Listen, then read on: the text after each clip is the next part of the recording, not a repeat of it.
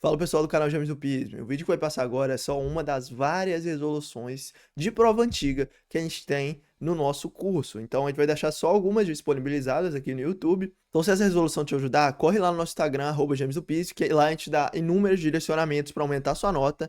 E também clica no link que está aqui na descrição do vídeo, que você vai ser direcionado para o nosso site e lá explica direitinho qual que é o nosso método, como que a gente vai fazer para você ser aprovado no PISM, ou se você está no PISM 1 e 2, fazer você ter uma nota muito acima da média. Fala pessoal do curso de Gêmeos do PISM, hoje eu vou estar corrigindo a prova de Física de 2024, foi uma prova bem controvérsia, por quê? A prova aberta, né? Porque, primeiro que o nível, ele aumentou um pouco a partir dessa prova, então 2022 e 2023 estava certo nível, nesse PISM agora o nível deu uma aumentadinha, assim. Vou mostrar que as questões não são tão complexas quanto parecem, mas, assim, ela quebrou a expectativa um pouco, justamente por isso todo mundo achou mais difícil que o normal. Não só foi um pouco mais difícil, mas ela foi um pouco diferente até do que o normal, do que é cobrado normalmente. Por exemplo, caiu questão de muito teórica sobre eletromagnetismo e não sobre conta. Sempre caiu questão de conta sobre eletromagnetismo e não questão teórica. É, por exemplo, questão aqui de mola. Tipo, é óbvio que. Questão de mola, na verdade, você tinha que saber a equação da mola aqui, a equação do período, né? E não sei se isso já caiu alguma outra vez, então ela foi um pouco diferente realmente. Mas vamos lá. Eu vou mostrar aqui que é bem tranquilo de resolver se você tiver tido uma aula aprofundada e estiver já treinado bastante. E justamente o que a gente oferece no nosso curso, né? Então, ó, seguinte. Ó, questão 1. Um bloco de massa M. Então você já vai circulando. Você está lá na sua prova. Você vai começar a circular as informações, tá? Vou circular de vermelho aqui, mas você vai estar de caneta preta ou azul na hora, né? O bloco de massa M está preso a uma mola de constante elástica também desconhecida. Então, K igual, você não sabe. O bloco realiza um movimento harmônico simples, um MHS, em torno de sua posição de equilíbrio. Ah, a mola ela está pendurada no teto e tem um bloco de massa M aqui, ou ela está pendurada aqui, ou ela não está pendurada, na verdade, ela está, sei lá, oscilando no chão, numa superfície. E esse chão tem atrito ou não, não sei o que. Não faz diferença. É, só está oscilando a sua posição de equilíbrio e nossa análise aqui, você vai ver que independe de qual situação tá? Então vamos lá. O período de oscilação proporcional à raiz quadrada, o período de oscilação proporcional à raiz quadrada do bloco, da massa do bloco é medido como 2 segundos, tá? Adicionando-se 5 quilos, o bloco de massa desconhecida, ao bloco de massa desconhecida, né? O período de oscilação aumenta em 1 segundo. Então vamos lá. Você tinha, primeira situação, a massa M e um período igual a 2 segundos. Então, período de oscilação, período igual a 2 segundos. Mais alguma informação aqui? Acho que não. E na segunda situação, você tinha uma massa de quanto? Qual que era a massa do bloco agora? Se você adicionou 5 quilos, a nova massa, a massa Mzão, né? A nova massa é igual a M mais 5. Mzinho, né? A massa inicial mais 5 quilos. Tá? E qual que é o novo período? O novo período vai ser, adicionando 5 quilos, o período de oscilação aumenta em 1 segundo. Então, o novo período vai ser 2 mais 1 igual a 3 segundos. Então, essas são as informações que a gente tem aqui. Letra A. Determine a nova frequência do movimento. Então, se ele quer a nova frequência e você tem que saber que a frequência é o inverso do período, ou o período é o inverso da frequência, tanto faz, a gente tem que a frequência vai ser o inverso do novo período. Qual que é o novo período? O novo período é 2 segundos mais 1. Esse é o novo período T, né?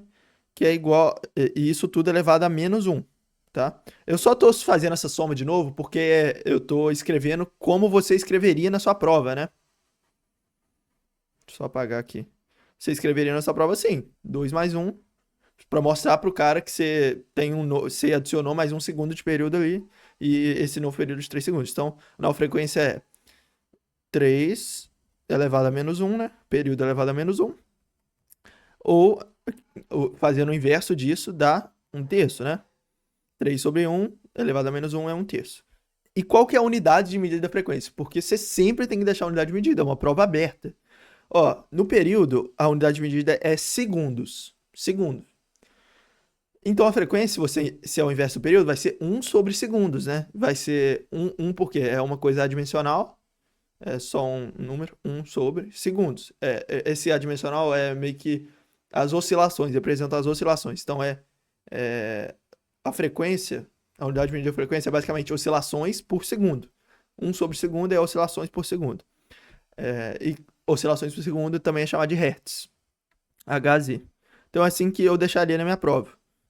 Eu especificaria mais, falaria tipo, antes de escrever esse 2 mais 1, novo período igual a 2 mais 1 igual a 3 segundos. Aí eu jogaria nessa equação aqui e já escreveria 3 direto em vez de 2 mais 1. Mas enfim. Agora a letra B. Calcule a massa M do bloco. Então vamos lá, ó.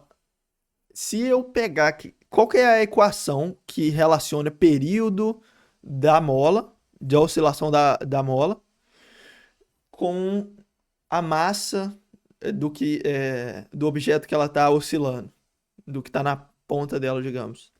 Tem uma equação para isso, e por que eu estou pedindo ela aqui? Porque se você quer achar a massa M do bloco, você provavelmente vai ter que relacionar equações aqui.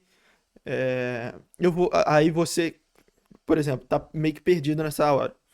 Aí você fala, vou pegar a equação e ver se eu consigo mexer com ela até achar um termo. É isso que você faz. Por isso que eu estou citando a equação aqui. E também tem outro motivo pelo qual essa equação vai ser interessante. E eu vou falar assim que eu botar ela aqui. Mas qual que é a equação é? Período é igual a 2π raiz quadrada de m sobre k. Tá? Então, essa equação aqui. E ela justamente relaciona o período de oscilação com a massa e a constante elástica. E qual que é esse segundo motivo pelo qual essa equação é bem importante aqui? Porque você está vendo que se você aplicar as informações que a gente tinha, tanto na situação 1 quanto na situação 2, a gente vai ter duas incógnitas. A gente vai ter a incógnita K, porque a gente não sabe, e a gente vai ter a incógnita M. A gente só sabe o período, né? Mas se você joga as informações que você sabe, você vai achar uma relação que vai ter um K no meio. Você vai achar, por exemplo, que a massa é, sei lá, 7π vezes K. E esse K é uma incógnita, ele não te deu, ele não tá com referência a nada. Então, o que que você vai fazer aqui? Sempre que você tiver duas incógnitas, sempre, você provavelmente está em uma situação que você vai ter que fazer um sistema de equações. Você vai ter que comparar duas equações. Então você vai ter que tirar duas equações, seja de onde for. De onde a gente vai tirar aqui as duas equações? Da situação 1 e situação 2. Você vai ter uma situação 1 que vai ter duas incógnitas, uma situação 2 que vai ter duas incógnitas. E aí, relacionando as duas, acaba que você consegue eliminar a incógnita, o K, e aí você vai ter o M em função de algo que você já sabe. Você vai ter o M, vai ter realmente um valor de M. Tá? Então, como que fica isso? Você vai escrevendo e vai descobrindo como é que vai ficar. Então, ó, deixa eu apagar aqui essa primeira parte. Só para escrever cada situação. Então, ó, situação 1. Você tem que o período, qual que é o período? A gente sabe, então é 2 segundos. Vai ser igual a 2π raiz quadrada de M. Qual que é a massa que está oscilando? É a massa M, né? Aqui, ó, massa M aqui. Sobre a constante elástica que a gente não sabe, tá? E a situação 2, que vai dar a segunda equação que a gente precisa, como eu acabei de falar. O novo período é 3 segundos. É igual a 2π raiz quadrada de... Qual que é a nova massa? É 5 quilos? É M? Não. É M mais 5, como eu escrevi lá no início. Sobre K, porque a constante elástica não mudou. E agora você tem esse sistema de equações que você pode comparar ela. E você vai comparar como? Tem inúmeras formas, tá? Por exemplo, você poderia somar as duas equações. Aí, como que ficaria? Ficaria que 2 mais 3, né? 2 mais 3 é igual a 2π raiz quadrada de m sobre k mais 2π raiz quadrada de m, taranã, taranã, taranã. Então, tudo que você faz de um lado, você faz do outro. Ou você poderia dividir as duas equações. Aí ficaria 2 sobre 3 é igual a 2π, taranã, taranã, sobre 2π, esse taranã, taranã aqui. Ou você poderia, deixa eu ver, multiplicar, tanto faz, assim. A questão é comparar as duas equações. Ou ainda, você poderia fazer um método clássico, que no caso aqui é mais difícil, porque os termos estão bem misturados, que é isolar o K. Então você vai achar, vai na primeira equação, vai isolar o K. Você vai achar que K é, sei lá, é, 4, 2, você vai achar que K é igual a 2π sobre M. E aí você vai aplicar isso aqui. Você vai jogar aqui K igual a 2π sobre M aqui, e aí vai acabar que vai, de alguma forma, sumir o termo K ali. Enfim, tem várias formas. A que eu mais gosto, quando você tem que eliminar um termo realmente, é dividir uma sobre a outra. Então, como que fica? Fica 2 sobre 3 é igual a aí a primeira equação dividido pela outra. Se esse primeiro termo aqui, né? O termo da primeira equação sobre o termo da segunda. Você dividiu esse sobre esse, vai agora dividir esse sobre esse. Que é a mesma coisa que multiplicar o primeiro pelo inverso do segundo, né? Então é justamente isso que eu vou fazer. Que é 2π raiz quadrada de m sobre k vezes... O inverso do segundo é quando? 1 sobre 2π raiz quadrada de k sobre m mais 5. Tá? Então, eu multipliquei pelo inverso do segundo, é a mesma coisa que dividir. Então, vai ficar 2 terços é igual 2π, ó, deixa eu cortar ali. 2π corta com 2π.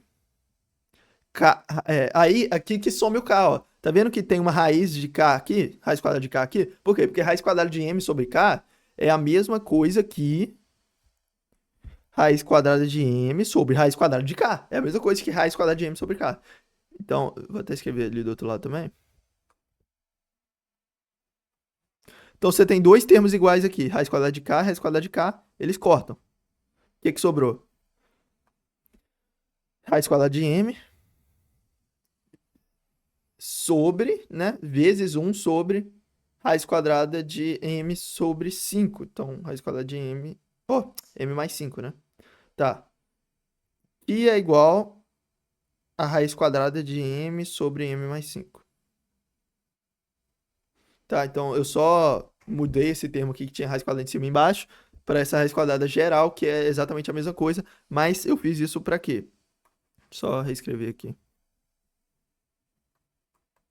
Então a gente chegou nisso aqui até agora. Tá vendo que a gente só tem uma incógnita? Antes a gente tinha duas. Isso que proporcionou pra gente foi o sistema de equação. Tá.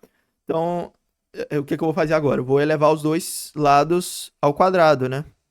Se eu elevar os dois lados ao quadrado, eu elimino a raiz quadrada na direita, que é bem interessante para mim. Então fica aqui. O primeiro ao quadrado é o quê? 4 sobre 9, porque 2 ao quadrado e 3 ao quadrado, né? É igual a raiz quadrada de m sobre m mais 5 ao quadrado. É só eliminar a raiz quadrada, então fica m mais, sobre m mais 5. M mais 5. Agora é só cruzar, né? Multiplicar cruzado, assim. Como que fica? 4 vezes m mais 5 é igual a 9m. 4m mais 20 é igual a 9m. Deixa eu baixar mais aqui. 9m, aí passa o 4m para lá, fica 5m. 5m é igual a 20, né? 5m é igual a 20. M é igual a 20 sobre 5, que é igual a 4 quilos. Então, essa é a resposta. M é igual a 4 quilos. A estratégia aqui foi usar um sistema, então. E isso é extremamente importante você saber, porque vai aparecer várias questões de comparação. Inclusive, na nossa mentoria de 2023, que era mentoria ainda, hoje em dia já é um curso mais completo ainda, a gente botou várias questões iguais, várias. De mola mesmo, de MHS, comparar coisa, questão até mais difícil que essa, então eu tenho certeza que o pessoal estava bem preparado. Tem várias pessoas que chegaram e falaram, nossa, eu fiz a prova lá do piso e parecia sua prova, não sei o quê, bem difícil, bem puxado, não sei o quê. Enfim, vamos para a questão 2. Eu vou apagar aqui para a gente ir para eu ter espaço para resolver, né? Tanana.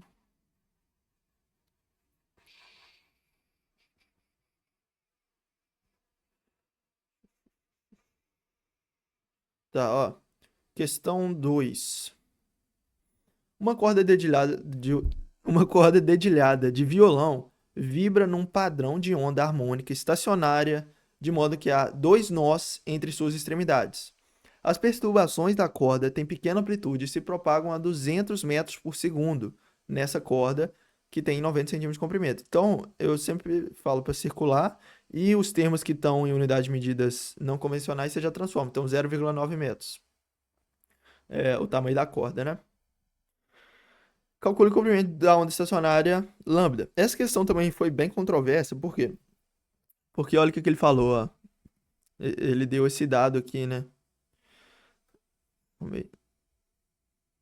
Ele deu esse dado aqui, dois nós entre suas extremidades. E aí teve pessoa que considerou que esses dois nós entre as extremidades eram os dois nós das extremidades.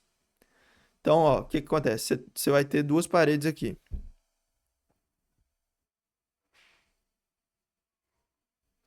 Duas paredes aqui.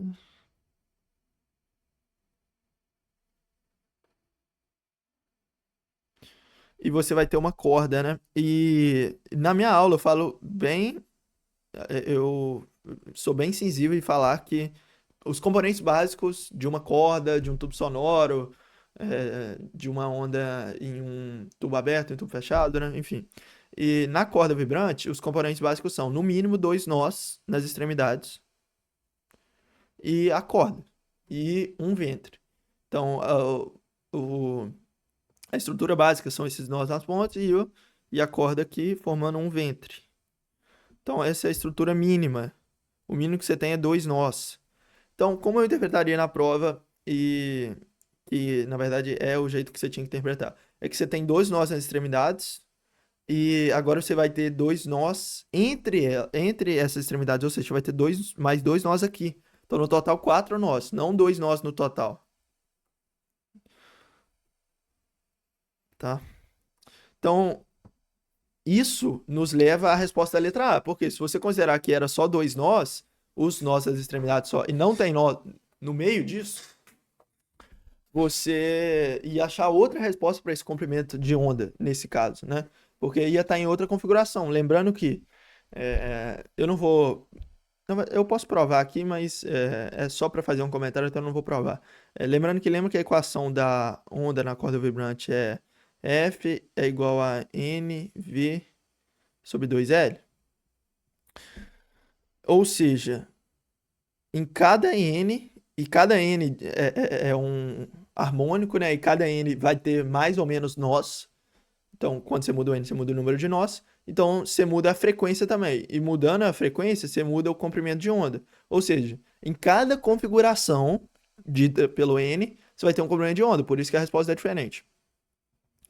Tá, então vamos realmente resolver a questão.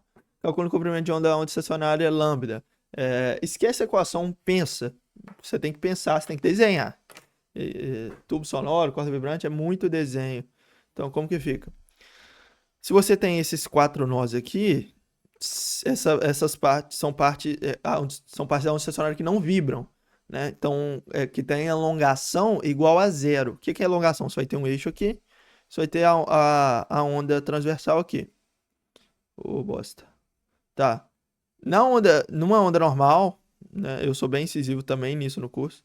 ela se propaga. Então, acaba que, por exemplo, esse ponto do eixo aqui, ó, apesar de no momento ele estar numa elongação igual a zero em relação ao eixo em vermelho, elongação zero, ele está no eixo vermelho, então ele distou zero, enquanto esse ponto aqui tem elongação máxima, né? Ele tá num ponto de elongação igual à amplitude.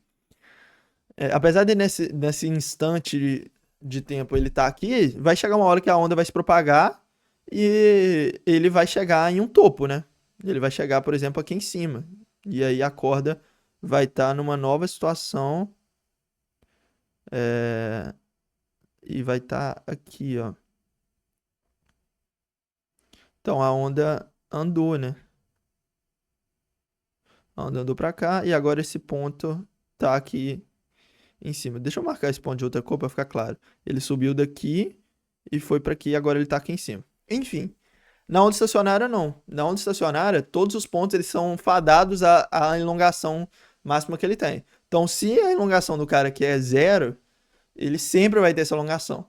E se o cara, e se o ponto ele tem elongação máxima, ele sempre vai oscilar ele sempre vai oscilar entre os pontos de oscilação máxima, de elongação máxima. Agora, se ele está numa posição intermediária, né? Se ele está, por exemplo, na onda estacionária, se ele está numa posição intermediária aqui, que não é nem na elongação máxima, nem lá no topo, ele vai oscilar também só entre esses pontos aqui, ó. Né? Então ele vai oscilar com uma elongação definida, e não igual na onda que se propagava, que mesmo esse ponto chegaria na elongação máxima. Então, o que eu estou tentando explicar é isso, que cada ponto vai ter uma elongação ditada, né, na onda estacionária. Que eu explico mais profundamente, estou explicando corrido aqui, né? Eu explico mais profundamente no curso. Mas enfim, então isso aqui vai ter sempre, vai ser sempre os pontos fixos. Como que fica então? Tem que passar a onda por eles e o Tá, você tem que passar as ondas por eles, e aí você consegue visualizar justamente como que tá o padrão que a questão te deu. E ele deu que esse tamanho aqui é 0,9 metros. E você sabe que isso aqui é um comprimento de onda. Esse que eu vou destacar de verde aqui, ó. Você sabe que isso é um comprimento de onda. Ah, mas eu não sei esse tamanhozinho, eu só sei o tamanhozão. Calma. Você também sabe que isso aqui em rosa é, é o quê? É metade de um comprimento de onda. Então, vamos com calma. Isso aqui é lambda. Isso aqui é 0,5 lambda. Então, você tem o quê? Que 0,9 metros é igual a lambda mais 0,5 lambda. Então, 0,9 é igual a 1,5 lambda ou 3 lambda sobre 2, né? 3 lambda sobre 2, que é a mesma coisa que 1,5. E aí você chega na resposta, que lambda é igual a 2 vezes 0,9 sobre 3, que dá 1,8 sobre 3, que dá 0,6 metros. Então, esse é o comprimento de onda da onda estacionária nessa situação em que n é igual a quanto? Se você tem dois nós aqui, o n vai ser igual a 2, né?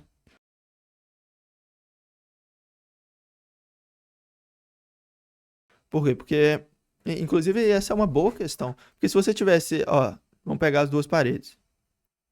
Quando n é igual a 1, você tem o menor múltiplo possível do quê? De um meio comprimento de onda. Lembra que a equação n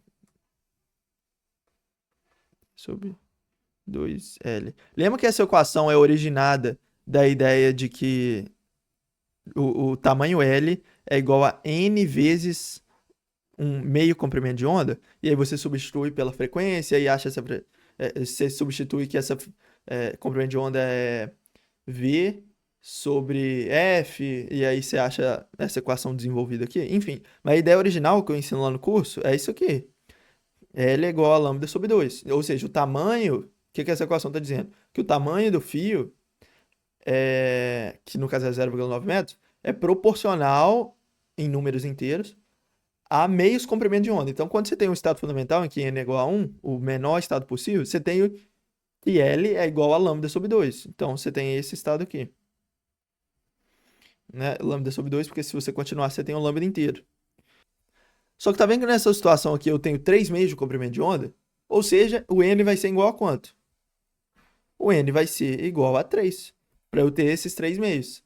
Então, justamente, quando eu tenho...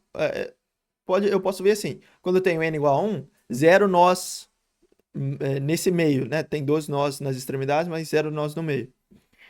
2 nós no total. Quando eu tenho N igual a 2, eu vou ter um nó no meio, que aí a corda vai fazer assim, vai ter um nó no meio, 3 nós no total. Depois, quando tiver N igual a 3, que é justamente a situação da questão, eu vou ter 4 nós no total, né? 2 no meio e 2 nas extremidades, enfim. Então, eu acho que eu tinha até falado que né, aquilo ali seria N é igual a 2, só que na verdade, como eu acabei de provar, é igual a 3, porque você tem 3 meios de comprimento de onda. Enfim, devagando aqui para ensinar mais. Calcule o tempo que um ponto arbitrário da corda, com exceção dos nós e das extremidades, justamente porque eles não vibram, como eu acabei de falar no caso das ondas estacionárias, leva para realizar um ciclo completo no seu movimento de oscilação transversal. Então, essa corda oscila transversalmente, né? E eu explico mais profundamente no curso de novo o que é essa vibração transversal. E ele está perguntando o tempo que demora para realizar um ciclo completo. E uma pessoa que não entendeu exatamente como funciona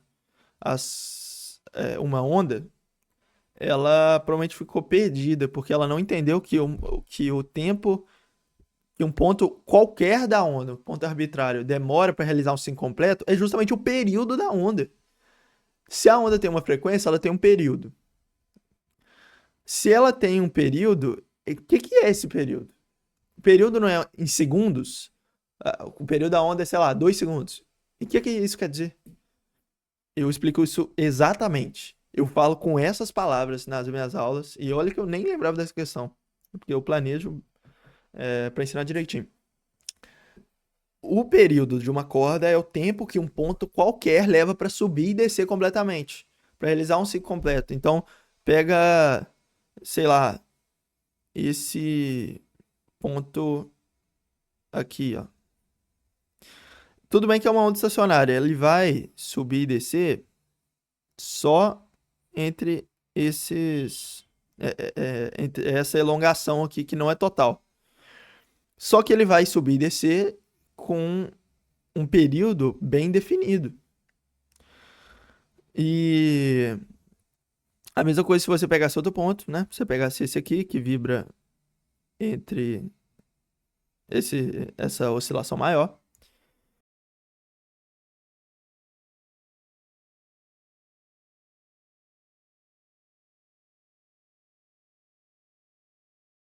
É isso. Então, eu preciso achar o período.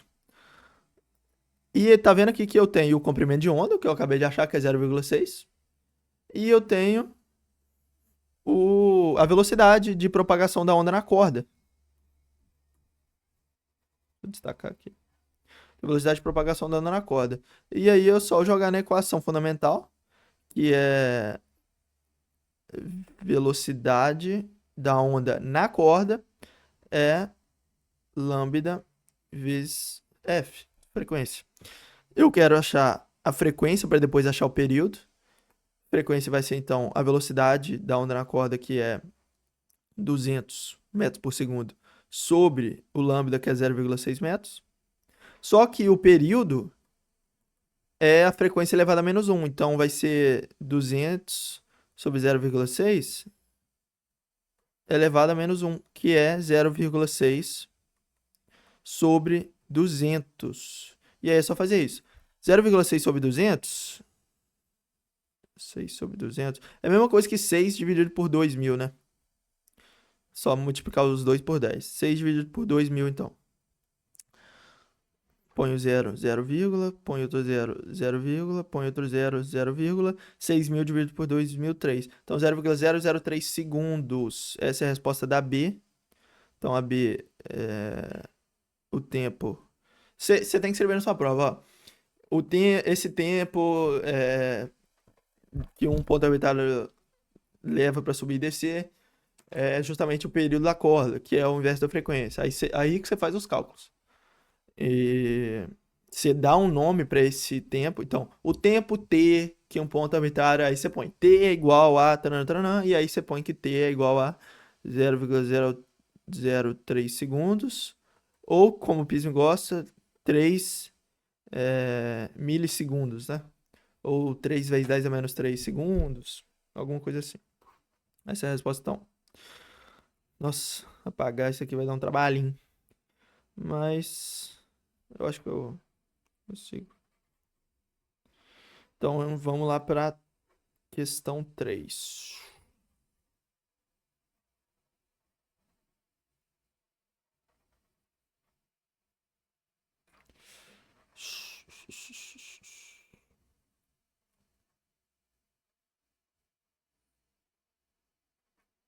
Tá, não vou apagar tudo não.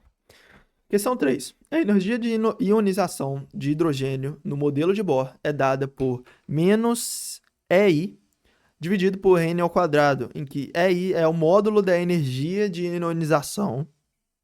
Então, o módulo da energia de ionização do átomo no estado fundamental.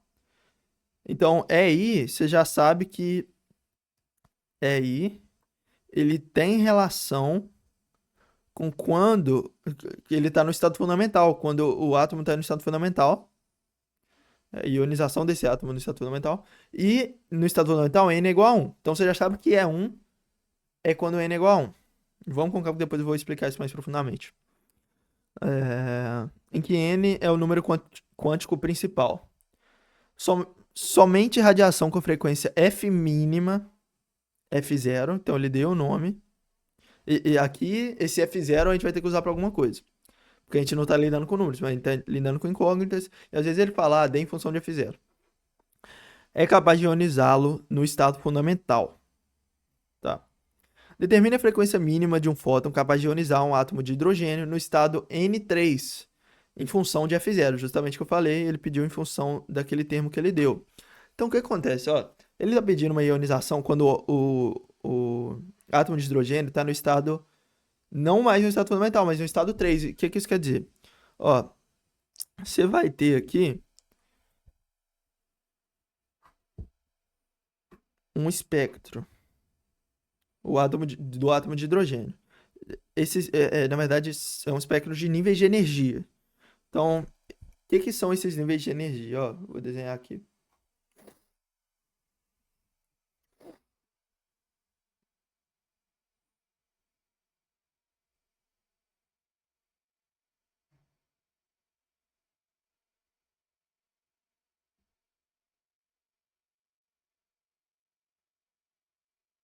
Tá. Cada linha disso aqui é uma energia. Menos 13,6 eletrovolts. Menos, sei lá, 4,5, um negócio assim, eletrovolts. Menos 2, sei lá, 6 eletrovolts. E perceba que como é um número negativo, você diminui esse número e ele é maior, né? Porque menos 4,5 é maior que menos 13,6. Maior, tá? Como é que aquilo ali ficou parecendo um... Enfim.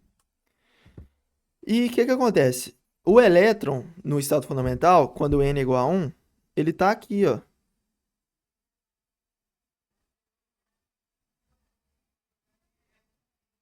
Elétron. E quando n é igual a 3, ele tá aqui, ó. E o que acontece? O que é a energia para ionizar um átomo? A energia para ionizar o átomo é para fazer ele sair do átomo.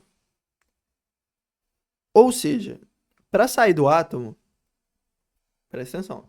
Para sair do átomo, quanto de energia ele precisa ter? Ó, se essa energia é negativa, você vai.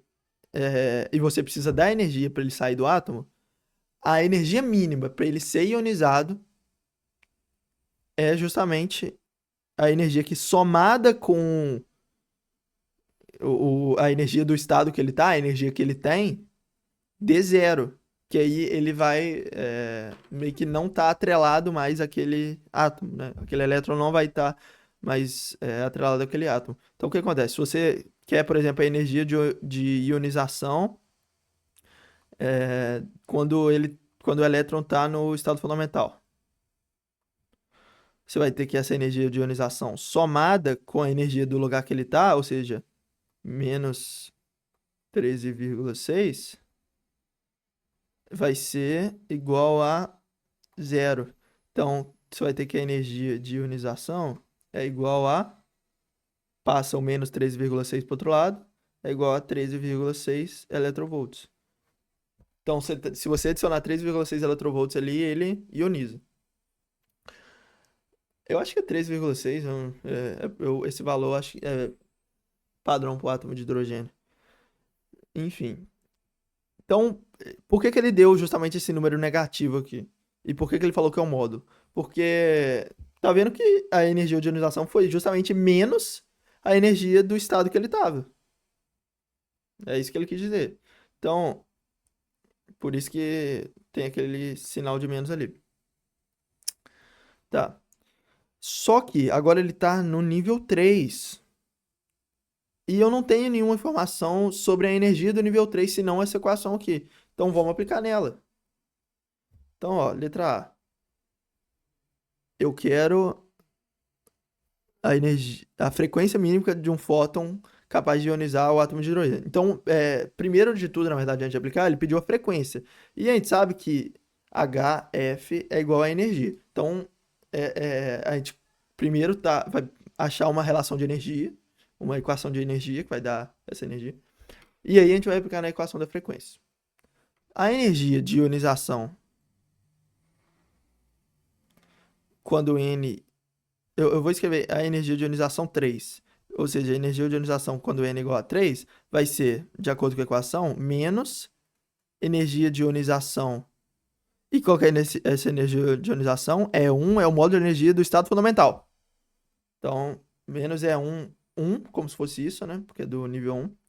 Sobre N ao quadrado. E o N ao quadrado é justamente o quê? 3 ao quadrado. Então, olha aqui. Eu tenho que a energia de ionização do estado 3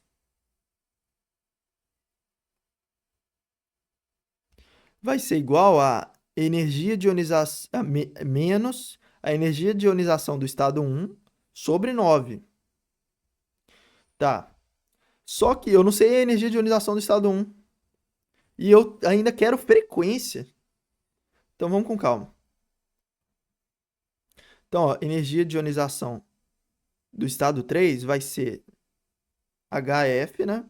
Como sempre é, e eu quero essa frequência. Então, essa frequência, vou chamar essa frequência que eu quero achar, essa frequência mínima do átomo do estado 3, vou chamar de F3, porque ele está no estado 3. Então, fez F3, tá? Deixa eu... Cara, abaixar aqui.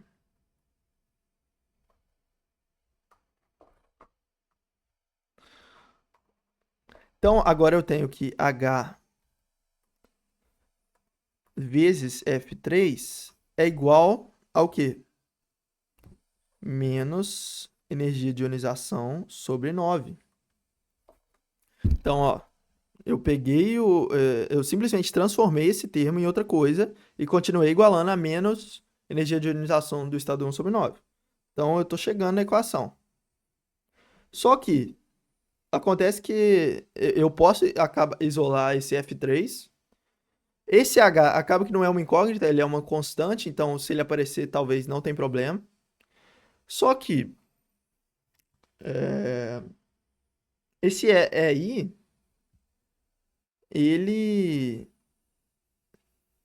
Ele não pode ficar na equação, porque ele pediu em função de F0. Então, onde eu acho F0?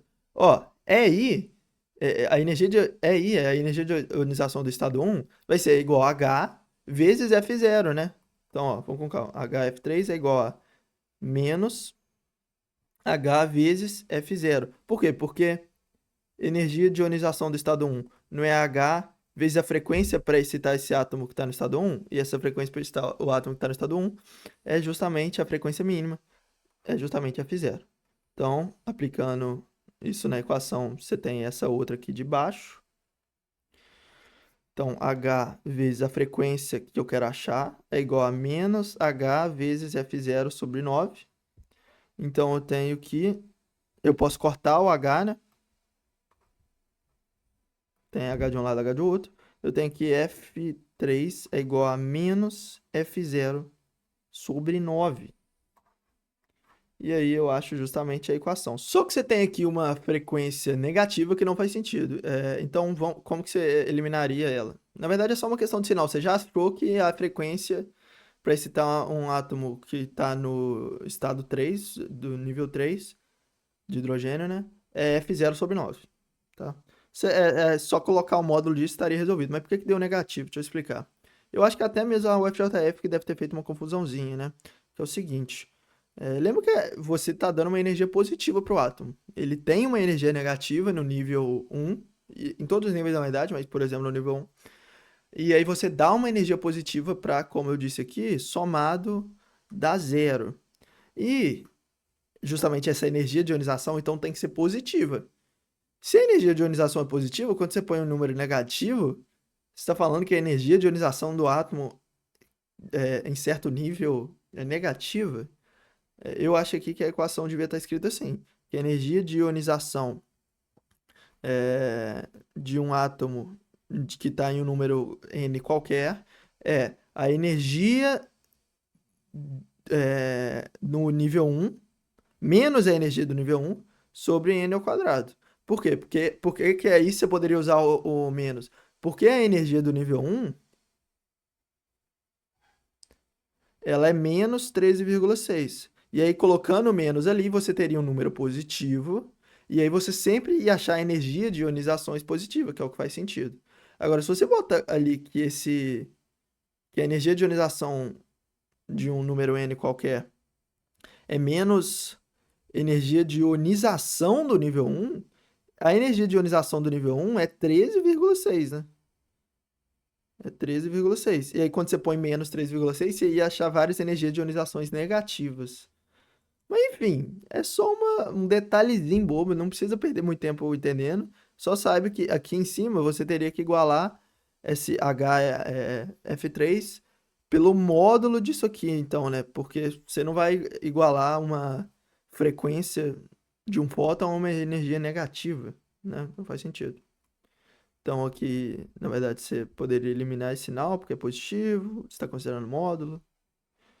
Enfim, eu só tô dando essa explicada, mas você simplesmente poderia ter visto isso falado. É módulo e foda-se, o corretor ia aceitar. Tá, então a frequência é F0 sobre 9. É isso que você tem que fazer. Agora B. Determina a frequência de um fóton emitido por esse átomo na sua transição de N3 para N1, em função de F0. Então o que acontece? Agora ele não vai absorver um fóton. Ele não vai absorver um fóton capaz de ionizar o átomo. O átomo vai emitir o fóton. Para emitir o fóton, ele está perdendo energia. Justamente, se ele está perdendo energia, ele está passando de um nível de energia grande para um nível de energia menor. Então ele está passando do nível 3 para o nível 1. Ele perdeu energia, e essa energia vai ser convertida em um fóton que tem uma frequência F. E é essa frequência F que a gente quer achar desse fóton emitido. Aqui você tem que prestar atenção. Ah, só antes de eu fazer essa equação, deixa eu mostrar o que a gente fez na letra A. Tá vendo que na letra A a gente tinha duas incógnitas e a gente relacionou, fez um sistema de duas equações. Quais são as equações? Essa daqui, equação 1, e essa daqui, aqui, equação 2. E o método aqui foi substituição. A gente substituiu a energia de ionização no estado 1, aí, por HF0. né? E aí continuou ali embaixo. De- Tá. Mas voltando para a letra B. Na letra B é uma transição entre dois estados, não é uma ionização. Na transição de dois estados, você tem qual ideia principal? Deixa eu fazer outra cor aqui. Vou fazer a letra B de roxo. Você tem que a variação de energia dos dois níveis vai ser H vezes a frequência emitida. Vou chamar isso de frequência E. Qual que é a variação de energia? A variação de energia vai ser a energia do estado 3 menos, ó, do estado final, né, estado um menos a energia do estado inicial, que é do estado 3. Vai ser igual a H vezes a frequência emitida. Passando aqui para baixo, como que fica, ó? E H vezes a frequência emitida vai ser essa variação de energia ela vai ser negativa. Por quê? Porque você justamente passou de um nível maior para um nível menor. Só que a frequência não pode ser negativa. Então acaba que você tem que ter o módulo dessa variação, né? Então o módulo da energia final menos a energia inicial. Qual que é a energia final, então? É a energia do nível um. Só que, lembra que eu falei que a energia de ionização mais a energia do nível tem que ser igual a zero? Então acaba que a energia do nível vai ser menos a energia de ionização. Então, qual que é a energia? No caso, a gente tem o nível um. Qual que vai ser o contrário da energia de ionização do nível um? Ele deu que a energia de ionização do nível um é I. Então, vai ser menos EI. O contrário dela. Menos, menos o estado inicial agora, né? De novo, tô fazendo a energia final menos a energia inicial. A energia inicial vai ser o quê? Qual que é o contrário da energia de ionização do nível 3? A energia de ionização do nível 3 vai ser o quê? Vai ser menos I é, sobre 9. Então, na verdade, vai ser EI sobre 9, né? A energia de ionização vai ser EI sobre 9. E aí, justamente, a energia desse nível vai ser menos EI sobre 9. Então, menos EI sobre 9. Isso, o módulo. Então, H vezes a frequência emitida vai ser o módulo disso. Então, é, depois a gente muda o sinal por causa de módulo, mas enfim, vamos continuar fazendo a equação. Menos é I, menos com menos dá mais é I sobre 9. Então, H vezes FE é igual a... multiplicando cruzado fica menos... Na verdade, aí aqui... isso aqui é módulo ainda. Vai ficar menos 9 é I mais é I sobre 9. Tudo isso em módulo ainda. E aí vai ficar H vezes a frequência emitida é igual a menos EI mais EI vai dar menos 8 EI, né? Então, menos 8 EI sobre 9. E o módulo disso. Então, acaba que H vezes frequência emitida é igual a 8 nonos da energia de ionização do estado fundamental, do átomo no estado fundamental, né? E só que ele pediu em função de F0. E a gente sabe que EI é H vezes F0, como eu falei já lá na letra A. Então, vezes H vezes F0. Então, cortando H com H, você tem que a frequência emitida é igual a 8 nonos de F0. Então, essa é a resposta. Show? Tá. Passando para a próxima questão. Questão 4. Um disco metálico não ferromagnético pode girar em torno do seu centro O. Um campo magnético externo e perpendicular ao disco orientado para dentro, isto é, afastando o observador. Então, vou até desenhar ele aqui de uma vez. Você tem um campo magnético entrando aqui. É aplicado em toda a extensão da área do disco. Então, ele está sendo aplicado tudo aqui. Uh, o ponto P, mostrado na figura abaixo. Cacete. Está localizado na metade do raio do disco e exatamente à direita do ponto central O. Tá. Caso o disco gire no sentido horário, então ele está girando assim. Indique e justifique a direção e o sentido da corrente elétrica induzida no ponto P devido à rotação do disco sobre a ação do campo magnético externo. Essa questão foi hiper controversa. Por quê? Porque a gente aprende que corrente elétrica pode ser gerada de acordo com o campo magnético só quando há variação de fluxo, de acordo com a lei de Lenz e da lei de Faraday, né, que dá o valor, o módulo dessa corrente induzida, e com a lei de Lenz, que dá o sentido, que é justamente o que pediu aqui. Só que a lei de Lenz, ela diz só a respeito de variação de fluxo. E aqui todo mundo venceu a questão e falou: o disco está girando, só que não tem variação de fluxo. Por quê? Porque o campo magnético está aqui, preenchendo toda essa área. Você gira o disco, ele continua preenchendo a mesma área. E por que eu estou falando de área, né? Porque a variação do fluxo é proporcional a B vezes A vezes cosseno entre o ângulo, entre a normal, enfim, não vou me aprofundar muito. Mas se você variar o módulo do campo, que não é o caso, se você variar a área em que está passando o campo, que não é o caso, e o ângulo, que também não é o caso, porque você está mantendo um ângulo, você está gerando em outro sentido, você tem variação de fluxo. Mas no caso você não está variando nada disso. Então você não tem variação de fluxo. Não tendo variação de fluxo, todo mundo pensou, não tem corrente induzida, porque você precisa dela para gerar corrente induzida, né? Por quê? Porque a corrente induzida vai ser a força eletromotriz induzida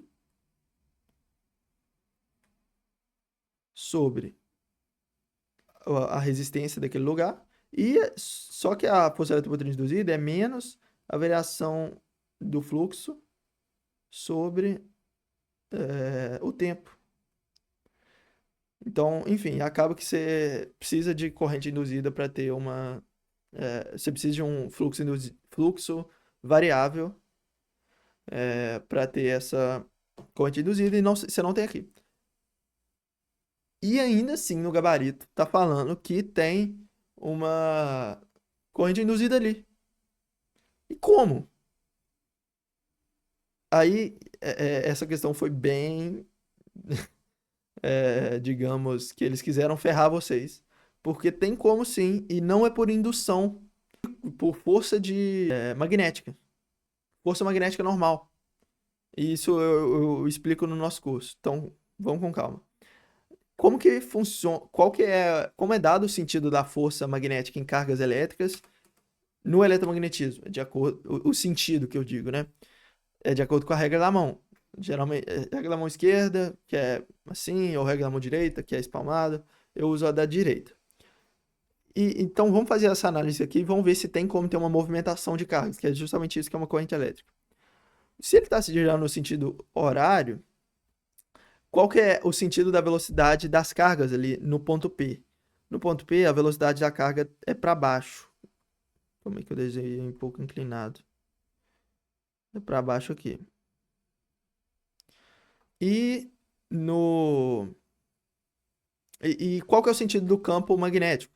O campo magnético ele está entrando.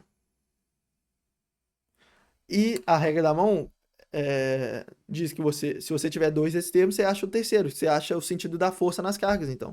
Se você tem a velocidade para baixo e o campo, você acha a força nas cargas. Então, você tem a velocidade para baixo aqui.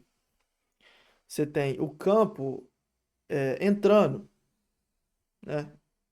O campo indo aqui, velocidade para baixo. Então, a força em cargas positivas está para a direita. Lembrando que, no sentido convencional da corrente, que é justamente o que ele está pedindo, quando ele não fala nada é o sentido convencional, a gente considera como se fossem cargas elétricas positivas se movimentando, e não elétrons. Então, é justamente isso que a gente tem que analisar. Então, você estaria dando uma força ali para a direita, para as cargas. Então, o que acontece? Acaba que você tem uma força nas cargas, e se você fizer a análise, sempre em direção à borda.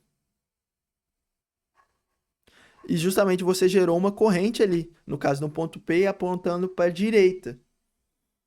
Então, essa análise que você tinha que saber fazer. Essa questão foi bem ferrada mesmo. Por exemplo, se tiver um pedaço de um fio que ele tiver mergulhado em um campo magnético, dependendo desse campo magnético, e da velocidade desse fio, e não sei o que. Se esse fio estiver movimentando para lá. Se você fizer análise, você pode acabar gerando uma corrente aqui para baixo, e aí vai ter uma diferença de potencial aqui, U, e esse U vai poder ser igual, calculado por BVL, em que L é a velocidade do fio. Isso eu explico mais profundamente no curso. Então, infelizmente, essas pessoas foram premiadas com uma novo estilo de questão, totalmente novo, na verdade. Mas assim, acaba que ninguém deve ter acertado e não fez tanta diferença, porque se todo mundo errou, mesma coisa que todo mundo ter acertado. Letra B. Caso o disco seja mantido parado, mas o campo magnético comece gradativamente a diminuir sua intensidade, mantendo direção e sentido, indique e justifique a direção e o sentido da corrente elétrica induzida no ponto P. Aqui você tem variação de fluxo. Por quê? Porque ó, a variação do fluxo é B vezes A vezes cosseno de θ, em que você vai ter a variação em algum desses termos. No caso, o que está variando é a intensidade de B. Ele está falando que o campo diminui. Então, você tem variação de B. Então, você tem fluxo magnético. Você tem uma corrente induzida, com certeza. Agora, ele quer a direção e o sentido no ponto P. Ó, para você achar a direção e o sentido de uma corrente induzida por lei de Lenz, tem um raciocínio bem específico. E eu meio que deixei ele mais didático lá na nossa plataforma. Primeiro, você vai achar o sentido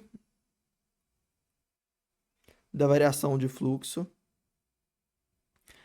E isso vai dar o sentido da corrente induzida. Não. Calma aí, que eu pulei uma parte. Esse sentido da variação de fluxo vai dar o sentido do campo induzido. E esse sentido do campo induzido que vai dar o sentido da corrente induzida. Então, você tem uma sequência lógica de 3 passos. Você sempre vai usar essa sequência lógica. Quando tiver variação de fluxo, você precisa de uma corrente induzida. Por isso que muita gente se perde. Ela não consegue perceber que é um raciocínio assim e se perde, desiste de estudar, não sei o quê. Então, vamos lá. Qual que é o sentido da variação de fluxo? Você tem campo entrando e cada vez menos campo entra. Ou seja, é como se a variação do fluxo estivesse saindo na sua cara. É como se você estivesse adicionando campo saindo na cara, porque aí esse campo que você está adicionando saindo da tela, somado com o campo que já existe para dentro, é como se você estivesse diminuindo ele, né? Então você tem um campo entrando, resumindo, você tem um campo entrando, se você estiver adicionando um que está saindo, é como se você estivesse diminuindo esse. É o mesmo efeito, né? Que você adicionar um contrário. Então esse é o sentido da variação de fluxo. O fluxo induzido, o campo induzido tem que se opor a essa variação de fluxo. Então, se o fluxo está saindo para cá, se é como se você estivesse adicionando o campo para cá, né? Quando você faz essa diminuição, o fluxo induzido ele tem que se opor a isso, então ele vai gerar fluxo para repor o campo que você está perdendo aqui. Então, para deixar isso mais didático, eu sempre penso assim, o fluxo, o sentido do campo induzido, ele tem que se opor ao que o outro está fazendo. Se ele está diminuindo num sentido, eu tenho que repor naquele sentido. Esse é o oposto. Se ele está diminuindo nesse sentido, eu tenho que aumentar naquele sentido. Ou seja, eu tenho que aumentar o campo entrando. Então, o campo induzido é um campo entrando. Então, o campo induzido aqui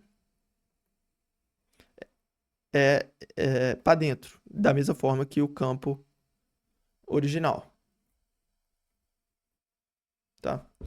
Então, a gente já achou o sentido do fluxo, da variação de fluxo e o sentido do campo induzido. Agora, esse sentido do campo induzido que vai gerar o sentido da corrente induzida, que é o que a gente quer. Para você, deixa eu apagar tudo aqui. Para você ter um campo que entra ali dentro do disco, qual que é o sentido da corrente no ponto P? Aí aqui você tem uma análise que é em um disco, então fica um pouco mais chata. Mas é o seguinte, se você tiver uma corrente para cima, ali, se tiver uma corrente para cima, tá vendo que e o campo magnético ele tem que circular essa corrente, né? Tá vendo que se o campo magnético, de acordo com a regra da mão direita envolvente, que é o que dá o sentido do campo gerado por uma corrente, ele estaria saindo aqui e entrando aqui. Então, ele estaria fazendo isso aqui, ó.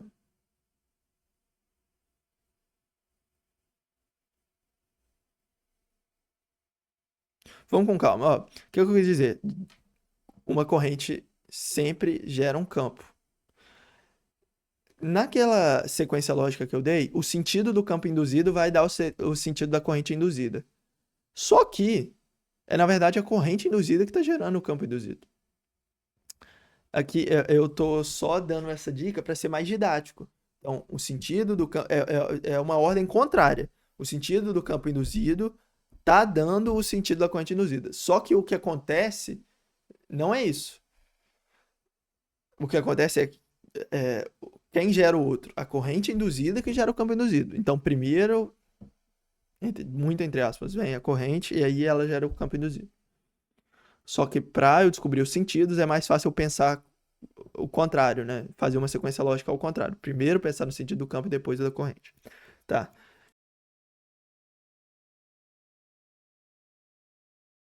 Então, se você tiver uma corrente em um fio aqui, você vai.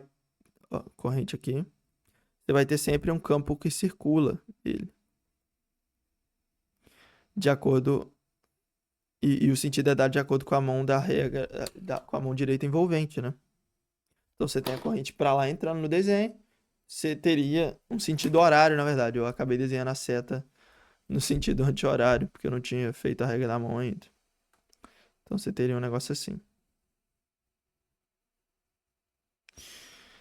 Ali, então, se você tiver uma corrente para cima, digamos, você teria uma circulação no sentido horário também. E necessariamente o campo dentro do disco, ele estaria saindo, ele estaria indo para cima. E esse campo induzido que a gente achou não é para cima, é entrando. Então, você teria que ter uma corrente para baixo ali, né? Porque se você tiver uma corrente para baixo, você tem um campo que ele circula, de acordo com a regra da mão direita envolvente, no sentido horário. Então, na verdade, não é meio que sentido horário, né? É uma coisa mais. Porque ele não tá no mesmo plano. Mas quando você tava assim, você tinha meio que um sentido anti-horário naquele outro plano, e aí saía aqui e entrava aqui, né? Agora você tem um campo que ele entra aqui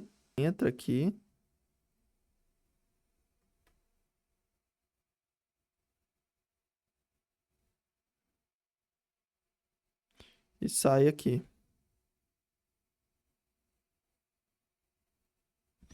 Por quê? Porque você tem esse movimento.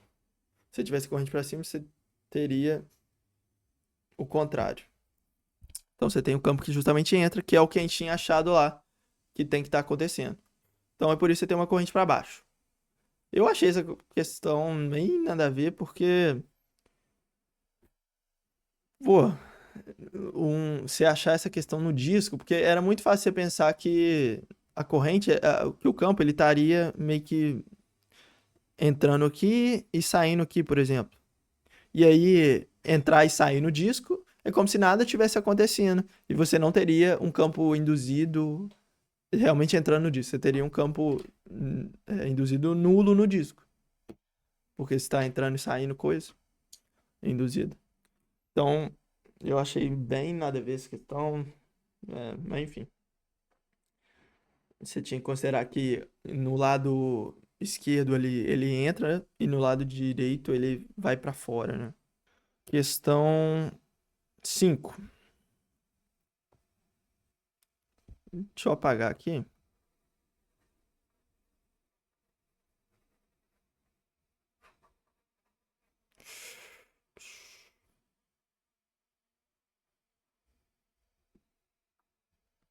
O circuito elétrico é composto por uma bateria V de 120 volts conectado a 3 blocos de componentes, B1, B2 e B3, cada um composto por resistores e capacitores em paralelo, conforme disposto na figura abaixo. Uma chave S é conectada em série com a bateria. Todos os resistores são de 40 ohms e todos os capacitores são de 100 microfarad. 100 microfarad. Com os capacitores descarregados, determine a corrente na bateria imediatamente após a chave S ser fechada. Então vamos com calma. Se o capacitor está descarregado, a chave S está fechada, está falando só que está passando corrente ali. Se estiver aberta, não tem como passar corrente circular. Com o capacitor descarregado, ele age como se fosse um fio sem resistência. Por quê? Porque toda a corrente ela vai fluir nesse caminho aqui, ó. Ela vai chegar aqui, vai vir aqui, vir aqui, vir aqui, e ela não vai para resistência, ela vai passar aqui para baixo e continuar. E a mesma coisa que quando ela se dividir e chegar aqui, vai passar aqui, vai passar aqui. Ah, mas o capacitor, as placas não se encontram. Realmente, só que acontece um efeito de indução ali e a carga para aqui, só que ela induz a corrente a continuar e continua aqui. E isso enquanto o capacitor não está carregado. Igual ele falou que ainda está descarregado. Por quê? Porque depois que carregar, aí sim, não vai ter mais essa indução, a corrente não vai passar, nenhuma corrente mais vai passar pelo capacitor. Então, enquanto antes a corrente inteira passava pelo capacitor e não deixava a corrente passar pelo resistor, depois que estiver carregado, vai acontecer exatamente o contrário. Então, enquanto estiver descarregado, ele quer a corrente na bateria. A corrente na bateria vai ser a DDP que ela fornece sobre a resistência equivalente do sistema, né? Então é fácil. Só que tem essa pegadinha aí dos capacitores. Vamos ver como é que fica. Qual que é a resistência equivalente? Ó, a corrente ela tem que passar necessariamente aqui, né? Então você já tem esses dois resistores para levar em conta. Só que esse resistor aqui, nenhuma corrente vai passar por ele. O capacitor está descarregado. A corrente vai passar toda por esses capacitores, não por esse resistor. Não sei se eu tinha falado capacitor aqui em cima, mas enfim, por esse resistor não vai passar por ele. Então, qual que é a resistência total do sistema? É só dada pelo bloco 1. Então, a REC vai ser um paralelo entre duas resistências de 40 ohms. Então, a resistência equivalente ali vai ser 40 vezes 40 sobre 40 mais 40, que dá 1.600 sobre 80, que dá... É isso, né? 20. Sempre que você tiver duas resistências em paralelo, vai dar a metade de uma delas. Então, sobre 20 vai dar igual a 6 amperes. Essa é a corrente que circula e a corrente na bateria. A corrente do sistema é justamente a corrente que passa pela bateria, né? Porque ela tem que emitir ela. Enfim. Letra B. Após a chave S ser mantida fechada por um longo tempo, os capacitores estão totalmente carregados. Determine a carga total armazenada nos capacitores. Carga no capacitor é sempre dada por C vezes U. O que eu preciso descobrir então? Se eu já tenho a capacitância deles. Eu preciso descobrir a DDP pelo qual eles estão submetidos. Então, vamos lá. Qual que é a DDP que eles estão submetidos? Olha aqui, que interessante. A DDP que eles estão submetidos é esses dois pontos aqui e esses dois pontos aqui. Que é a mesma diferença de potencial desses dois pontos. Então, eu tenho que descobrir essa diferença de potencial desses pontos. Ó, então, eu vou chamar essa diferença de potencial dos capacitores de UC, que é a diferença de potencial dos capacitores. Só que você percebe que a diferença de potencial fornecida pela bateria tem que ser a diferença de potencial dos capacitores mais a diferença de potencial do bloco 1. Por quê? Porque você vai gastar um pouco de diferença de potencial aqui e vai gastar um pouco aqui. Essa aqui é a do bloco 1 e essa daqui é a dos capacitores, que eu chamei dos capacitores. Mas enfim, é desses dois pontos. Então, desse ponto aqui e desses dois pontos aqui. Então, isso tudo é a diferença de potencial total. Então, a diferença de potencial dos capacitores vai ser 120 menos a DDP de B1, que é o quê? A DDP do bloco 1, que é o quê? Que é a resistência do bloco 1 vezes a corrente que passa ali. Qual que é a resistência do bloco 1? A gente já achou que é 20. E a corrente que passa ali, tá? Só que por que eu escrevi I e não 6 amperes, que eu já sei? Porque a corrente mudou agora. Lembra que os capacitores estão carregados? Agora, enquanto antes a corrente não passava no resistor do bloco 2, agora passa.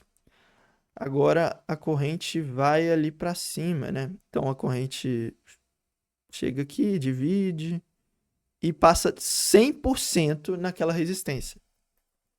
100%. Então qual que é a nova corrente do sistema? Que é justamente a corrente que vai passar por... que eu quero descobrir aqui, que vai passar no bloco 1. A corrente que vai passar ali vai ser 120 sobre REC. REC total, não é a REC mais só de B1. A REC total vai ser B1, que é 20 ohms, tá em série com B2, porque olha aqui, tá seguindo a corrente, é a mesma corrente que passa pelos dois, então tá em série. Se tá em série, é só somar 20 mais 40. Então, 120 sobre 60 ohms. Isso dá 2 amperes. Então, a nova corrente que passa pela bateria é 2 amperes. Tá? Então, a nova corrente que passa pelo bloco 1, pela resistência equivalente B1, é 2 amperes. Então, a DDP dos capacitores vai ser 120 menos a DDP de B1, que vai ser 20 menos... vai ser 20 menos, vezes 2. Então, o C vai ser 120 menos 40, que é igual a 80 volts. Então, o que que significa? A gente acabou de achar que entre esses pontos A e B, eu tenho 80 volts, que é a DDP que todos os capacitores estão submetidos. Então, todos os capacitores estão entre a diferença de potencial de 80 volts. Qual que é uma outra solução para isso? Você achar a DDP que circula pelo circuito e ver que a DDP que todos os capacitores estão submetidos é a mesma que esse resistorzinho aqui está submetido. E se você achar a DDP dele, você está achando a DDP dos capacitores. Então, qual que é a DDP dele? Vai ser o de B2, do resistor de B2, vai ser a resistência de B2 ali, vezes a corrente que passa nele. A resistência de B2 é 40, a corrente passando nele é 2, então deu 80 volts do mesmo jeito. Tá? Inclusive, esse é um jeito de conferir se você fez certo, né? Você acha DDP de um jeito, acha de outro, se os dois deu certo, é porque você fez certo. Tá, então agora é só aplicar naquela fórmula ali. Então a carga de cada capacitor vai ser a capacitância dele, que é 100 vezes 10 a menos 6, né? 100 microfarad, vezes a DDP que eles são submetidos, que é 80 volts. Que vai ser 100 é 10 ao quadrado, né? 8 é 8 vezes 10 a 1. Então, acaba que, para deixar isso em notação científica, eu tenho 8 vezes 10 ao quadrado, vezes 10 à sexta, que é igual a... Na verdade, é menos 6, né? Vezes 10 a menos 6. Então, eu tenho 8 vezes 10 ao cubo, vezes 10 a menos 6. Eu tenho 8 vezes 10 a menos 3 coulombs. Ou eu tenho 8 milicoulombs. Só que ele pediu o quê? Ele pediu a carga total armazenada pelos capacitores. Eu tenho 3 capacitores com essa carga. Então, a carga total vai ser 3 vezes a carga de cada um, que vai ser 3 vezes 8 vezes 10 a menos 3, que vai ser 24 milicoulombs. Então, essa é a carga total armazenada pelos capacitores, 24 milicoulombs. É isso. Se você gostou dessa solução, se te ajudou, eu espero que você se interesse e entrar no nosso curso, porque eu tenho certeza que vai te ajudar absurdamente. Isso aqui é só uma mini amostra do que a gente tem para entregar para você, tá? É isso, tamo junto.